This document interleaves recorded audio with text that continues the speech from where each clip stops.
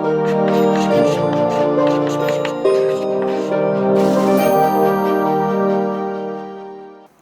Friends, हम लोग बात करते हैं अपने पहले टॉपिक जो है, पहला चैप्टर है वास्तविक संख्याएं। उसमें जो पहला टॉपिक उसको आज पढ़ेंगे, लेकिन इससे पहले आप ये समझ लीजिए कि हमारी किताब में कुल मिलाकर के कितने चैप्टर्स हैं? 15 चैप्टर्स हैं। और उन 15 चैप्टर्स में जो अभी हमारा सीबीएसई बोर्ड का एग्जाम होता है, अब देखिए एनसीईआरटी का जो बेस सिलेबस है वो सिर्फ सीबीएसई बोर्ड के लिए है। एमपी बोर्ड है, झारखंड बोर्ड है, यूपी बोर्ड है, बिहार बोर्ड है, सारी जगह पे चला, राजस्थान है। तो ऐसा नहीं है कि ये सीबीएसई बोर्ड के बच्चों के लिए, ये सारे ही बच्चों के लिए है। लेकिन एक एग्जामिनेशन का मैं पैटर्न बता रहा हूं, उसमें 6 नंबर आते हैं इसके, ठीक है, 6 नंबर के प्रश्न आते हैं। तो आप ये मत सोचिए 6% आता है, क्यों? क्योंकि 6 नंबर का जो आता है वो आउट ऑफ 80 आता है, 80 में से 6 नंबर का आता है। इसका मतलब इसकी जो वेटेज है वास्तव में वो 7.5% की है, ठीक। तो बहुत इंपॉर्टेंट है एग्जामिनेशन पॉइंट ऑफ व्यू से भी।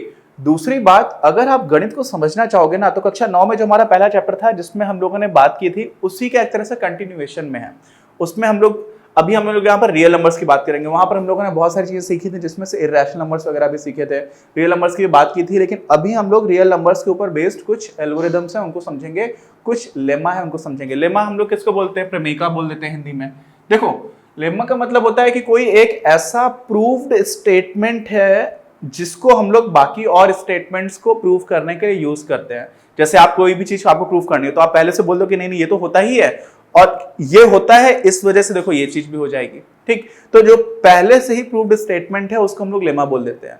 अब एक यूक्लिड नाम के बहुत ही महान मैथमेटिशियन थे प्राचीन विश्व में, और इन्होंने अपनी एक यूक्लिड्स एलिमेंट नाम की किताबें लिखी थी, और उनको काफी इंपॉर्टेंट माना जाता है। एक मूवी है लिंकन, और उस मूवी में भी यूक्लिड की किताब को मेंशन करते हुए एक डायलॉग था, मुझे बहुत अच्छा लगा था। कभी आप पढ़ेंगे तो फिलोसॉफिकल पॉइंट ऑफ व्यू से मैथ्स को जब पढ़ते हैं तो यूक्लिड की बुक का बहुत अच्छा मेंशन किया जाता है। 9th क्लास में एक चैप्टर भी था पूरा, तो आप देखेंगे कि वो गणित होती क्या है? गणित प्रकृति की भाषा है, तो उसको किस नजरिए से देख रहे हैं तो उस वाले एंगल से बहुत अच्छा हुआ करता था। तो चलिए अब स्टार्ट करते हैं। होता क्या है यूक्लिड विभाजन प्रमेयिका? बहुत ही आसान है, सबको पता है, सारे लोगों को पता है, इसमें कोई भी आप में से ऐसा नहीं होगा जिसको नहीं पता होगा। लेकिन कुछ चीजें ऐसी हैं जिनको देखा नहीं होगा। जैसे होता है ना, कोई मूवी आप देख रहे हो लेकिन आपने पहले बचपन में देखी थी तो आपको लगा था हाँ ठीक है हो गया, जब बड़े होकर के देखते हो तो देखते हो अरे ये तो मैंने ध्यान ही नहीं दिया था, या ये एस्पेक्ट तो मैं समझ ही नहीं पाया था। या इतना मूवी देखने में भी क्या होता है ना, कई बार बहुत सारा काम बैकग्राउंड में हो रहा होता है, कहाँ कौन सी लोकेशन थी, ये सीन को कैसे दिखाया, कैमरा एंगल कैसा था, सिनेमेटोग्राफी कैसी थी, वो सारी चीजें कई बार बचपन में नहीं समझ में आती हैं, बाद में जब आप देखते हो समझ में आ जाती है। तो वैसा ही यहाँ पर कुछ होगा। होता क्या है, जैसे कोई संख्या है 104, ठीक है, ये कोई संख्या है, सब लोग जानते हैं।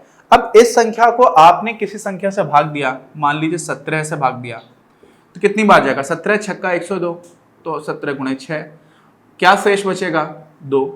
देखो इसी को ऐसे लिख देंगे ना, 17 से आपने भाग दिया 104 को, तो क्या हो जाएगा?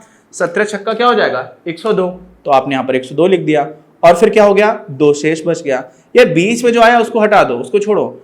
ये जो 104 है इसी को हम लोग हिंदी में बोलते हैं भाज्य। क्या बोलते हैं? भाज्य, जिसमें भाग दिया जा रहा है। किससे आप भाग दे रहे हो? भाग दे रहे हो आप 17 से, तो ये आपका हो जाता है भाजक, ठीक। अच्छा, भाग देने के बाद से ये जो आता है इसको हम लोग बोल देते हैं भागफल, तो ये भी सबको पता है। इसका गुणा कर देते हैं, भाजक से भागफल का गुणा किया, लेकिन यहां पर कुछ शेष भी बच रहा है, तो शेष जो होता है उसको क्या कर देते हैं? जोड़ देते हैं। तो आपको ये तो पता है, मैं भी बोल रहा था सबको पता है। अब देखो इसी को एक स्टैंडर्ड फॉर्म में लिखने की कोशिश करते हैं। स्टैंडर्ड फॉर्म को कोई मतलब नहीं है। मान लीजिए कोई एक धनात्मक संख्या है a, इसमें आपने क्या किया? b से भाग दिया, तो आपको कुछ भागफल मिला। भागफल को इंग्लिश में हम लोग बोलते हैं कोशेंट, तो उसको q से लिखा दिया। क्या बोलते हैं भागफल को? भागफल को हम लोग बोलते हैं कोशेंट। क्या है? अच्छा, और शेष को क्या बोलते हैं? रिमाइंडर, ठीक। तो शेष जो है उसको आप लिख दीजिए r। क्यू क्वोशिएंट के लिए हो गया, r आपका शेष के लिए हो गया। a आपकी एक धनात्मक संख्या थी, b आपकी दूसरी धनात्मक संख्या थी। तो यहां पर हम लोग किसकी बात कर रहे हैं? धनात्मक पूर्णांकों की बात कर रहे हैं। धनात्मक संख्या भी नहीं बोलना चाहिए, धनात्मक पूर्णांक। इसका क्या मतलब हुआ?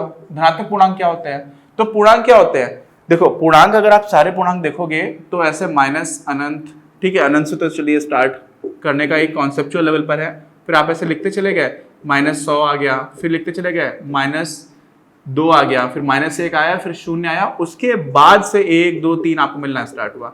तो ये जो 1 2 3 यहां से स्टार्ट हुआ, ये जो संख्याएं हैं ये आपकी क्या हो जाएंगी, धनात्मक पूर्णांक। तो ये जो हमारे यहाँ प्रमेयिका है ये धनात्मक पूर्णांकों के लिए वैलिड है, ये बात ध्यान रखना। अब होगा क्या, अगर a एक धनात्मक पूर्णांक है और आप इसमें b से भाग दोगे तो आपको q मिलेगा और जो शेष है वो r मिल जाएगा, इतना। अब इसमें कौन सी चीज छिपी हुई थी जो पहले बहुत अच्छे से नहीं देखी थी, वो समझना।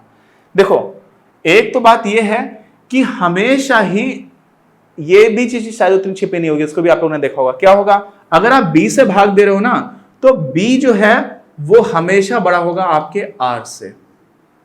यानी कि b क्या हुआ, यहां पे देखो 17 से भाग दिया था, r क्या था यहां पर 2, तो 17 जो है वो हमेशा ही बड़ा होगा, 2 है यहां पे, 3 भी आ सकता है, 4 भी आ सकता है, 16 तक आ सकता है मैक्सिमम, उससे ज्यादा नहीं आ पाएगा। कितना आ सकता है, 16। जैसे मान लीजिए अगर आपने 118 में भाग दिया होता, कितने में भाग दिया होता, 118 में 17 से, तो आप 17 छक्का 102 कर देते और आपको बच जाता कितना, 16।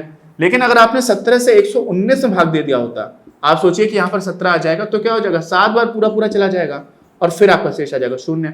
तो ये जो रिमाइंडर है, जो शेष है, वो अधिकतम कितना आएगा, अधिकतम आ सकता है जिससे आपने भाग दिया था उससे 1 अंक छोटा है, 1 इकाई तो छोटा रहेगा कम से कम। तो ये दूसरी बात जो आपने देखी होगी, शायद कुछ लोगों ने नहीं देखी होगी। अच्छा, अब क्या बात है, अब एक और जो बात है वो ये है कि जब भी आप 104 में 17 से भाग दे रहे हो ना, तो यहां पर जो आपको संख्या मिलेगी और यहां पर जो संख्या मिलेगी, देखिए कुछ ना कुछ तो मिलेगा। क्या क्या मिलेगा, एक तो आपको भागफल मिलेगा और एक आपको शेष मिलेगा, लेकिन जो मिलेगा वो हमेशा ही अद्वितीय होगा। इसको क्या मतलब है, हमारे माइथोलॉजी में और हिस्टोरिकली भी प्रूव्ड है कि शंकराचार्य हुआ करते थे, आदि शंकराचार्य, तो उन्होंने अद्वैत बात का सिद्धांत दिया था कि दूसरा कोई है नहीं, सारे लोग एक ही हैं। ठीक है, यानी कि सारे लोग एक ही भगवान के अंश हैं, ऐसा मान सकते हैं आप। तो अद्वैत मतलब कोई दूसरा है नहीं, यहां पर अद्वितीय है। क्या है, अद्वितीय, उसका मतलब क्या होता है, यूनिक। अब उसका मतलब क्या हुआ कि यहां पर आप जो भी लिखोगे ना और यहां पर जो भी लिखोगे वो हमेशा ही वही रहेगा। जैसे यहां पर 6 आएगा और यहां पर 2 आएगा, कुछ और आ ही नहीं सकता है। ऐसा नहीं होगा कि आपने कभी यहां पर 5 कर दिया और आपने यहां पर कभी कभी 19 लिख दिया, ये नहीं हो सकता। ठीक है, आप ऐसे गुणा करके देख लोगे 17 पन्ना 85 और उसमें 19 जोड़ोगे तो आपको 104 मिल जाएगा, लेकिन वो गलत हो जाएगा। क्यों, क्योंकि इससे हमेशा ये से छोटा रहेगा, यहाँ पे तो 19 बड़ा हो गया, और तो कुछ आ ही नहीं सकता है। कुछ भी रैंडम नंबर 17 है, 18 है, कुछ भी आप लिख दो, कुछ नहीं आ सकता। ये सारी चीजें नहीं आ सकती हमेशा ही, चाहे आप इंडिया में 6 से 17 से भाग दो 104 में, चाहे अमेरिका में दो, चाहे आज दो, चाहे आज से 100 साल बाद दो, कहीं पर भी। ठीक, हमेशा ही ये चीज यूनिक मिलेगी। क्या मिलेगी, अद्वितीय। ये बात बहुत इंपॉर्टेंट थी, इसको बहुत सारे लोगों ने आप में से नहीं समझा होगा। ठीक है, कि एक संख्या से दूसरे में भाग दोगे तो कुछ भागफल मिलेगा, कुछ शेष मिलेगा, ये यूनिक होगा। ये एस्पेक्ट इसका बहुत इंपॉर्टेंट है। ठीक है, तो अभी क्या हुआ, आपको मैं बस एक बार रिवाइज करा देता हूं। हमारी यूक्लिड विभाजन प्रमेय क्या बोलती है वो समझ लीजिए कि अगर आपने एक धनात्मक संख्या में किसी दूसरी धनात्मक संख्या से भाग दिया तो आपको एक भागफल मिलता है जिसको हम लोग क्यू कर देते हैं और यहां पर गुणे का चिन्ह रहेगा। उसके बाद से अगर शेष बचेगा तो आपको शेष आर मिल जाएगा। अच्छा, और क्या होगा, जिससे आपने भाग दिया वो हमेशा ही आपका आर से बड़ा होगा। अच्छा, और साथ में जो आर है वो क्या हो जाएगा, वो 0 से बड़ा होगा या फिर 0 के बराबर होगा, लेकिन हमेशा ही b से छोटा होगा। तो ऐसे लिख सकते हैं इसको। ये आपकी क्या हो गई, यूक्लिड विभाजन प्रमेय का यूक्लिड्स डिवीजन लेमा। अगले वीडियो में इसी चैप्टर के जो दूसरी इंपॉर्टेंट एक एल्गोरिदम है उसकी हम बात करेंगे। बहुत ही इंपॉर्टेंट है, वो बहुत ही सिंपल है। वो तो लगेगा आपको कि ये तो और भी ज्यादा अच्छे से पता थी, ये तो फिर भी थोड़ा आपको लगेगा कि हाँ ये पहले कुछ पता था इसमें, चलो कुछ तो पता चला। वो तो और भी ज्यादा आसान है। तो आसान होने के साथ वो और भी कम महत्वपूर्ण नहीं है, बहुत महत्वपूर्ण है। तो उसकी भी बात करेंगे। मिलते हैं अपने अगले वीडियो में। और अगर आपने अभी तक चैनल सब्सक्राइब नहीं किया, आप नए हमारे चैनल पर, तो प्लीज सब्सक्राइब द चैनल और अपने बाकी दोस्तों के साथ शेयर करिए। आप लोगों के लिए हम लोग बहुत मेहनत कर रहे हैं और सारे ही चीजें लेकर के आएंगे, एक भी आपको प्रॉब्लम नहीं होगी, कॉन्सेप्चुअल लेवल पर भी और एक्सरसाइज के क्वेश्चंस में भी। मिलते हैं हम लोग अपने अगले वीडियो में। इस वीडियो के प्रायोजक हैं आप, और अगर आप ऐसे ही और वीडियोस बनाने में हमारी मदद करना चाहते हैं तो पैट्रियन पर जाकर या फिर स्क्रीन पर दिए गए QR कोड को स्कैन कर अपना योगदान जरूर दें। अपनी क्लास का उद्देश्य आप सभी के लिए आप ही की भाषा में गुणवत्तापूर्ण शिक्षा उपलब्ध कराना है। कक्षा 12 तक के सभी प्रमुख विषयों पर हम वीडियोस बना रहे हैं और कुछ विषयों पर वीडियोस आपके अपने चैनल अपनी क्लास की ही अन्य प्लेलिस्ट पर अपलोड भी हो चुके हैं।